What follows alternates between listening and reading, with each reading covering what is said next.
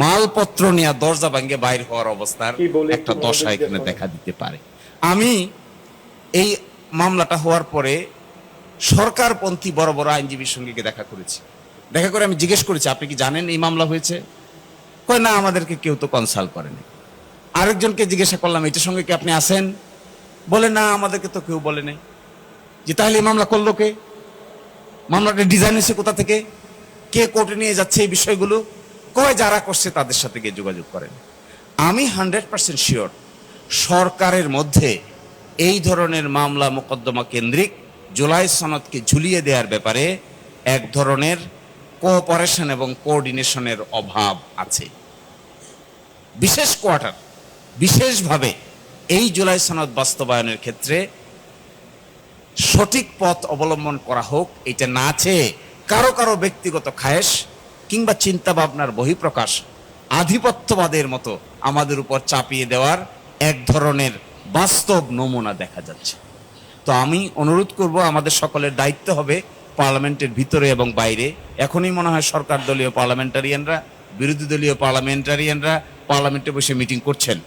ভিতরে এবং বাইরে আমাদের সকলের, আর কোর্টের ভিতরে তো আমরা আছি, যতটুকু আমাদের জীবন আছে, যত সময় আমাদের নিঃশ্বাস আছে, ততক্ষণ পর্যন্ত জুলাই সনদ আইনের দৃষ্টিকোণ থেকে অসাংবিধানিক ঘোষণা করে দিতে পারবে। এর বিরুদ্ধে যত ফাইট করতে হয় আমরা শেষ পর্যন্ত ফাইট চালিয়ে যাব ইনশাআল্লাহ।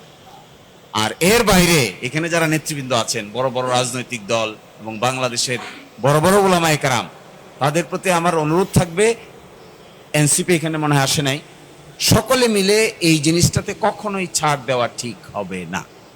এটা এমন, লাস্ট কথাটা হলো আমার এটা, সাংবিধানিক সংকট তৈরি তারাই করছেন।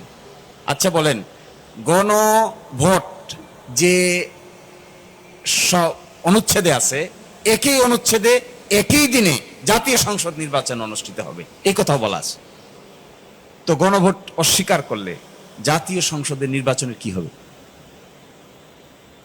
আসলে কি এই জিনিসটা ওনারা চিন্তা করছেন না, নাকি আসলে অতি চিন্তা করতে গিয়ে আমার কাছে মাঝে মাঝে মনে হয় এটা কি কম বোঝার ফল নাকি অতি বোঝার ফল?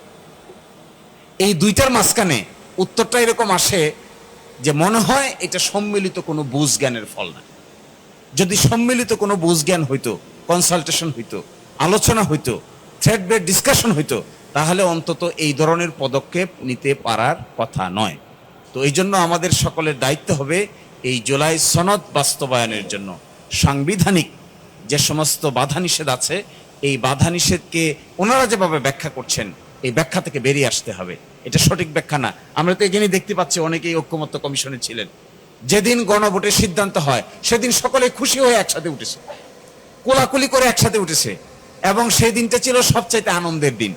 আমার ধারণা সবাই একজন আরেকজনকে জড়িয়ে ধরেছে, বিএনপি এগ্রি করেছে গণভোট আমরা যাব। এখন বলছে গণভোট অসাংবিধানিক।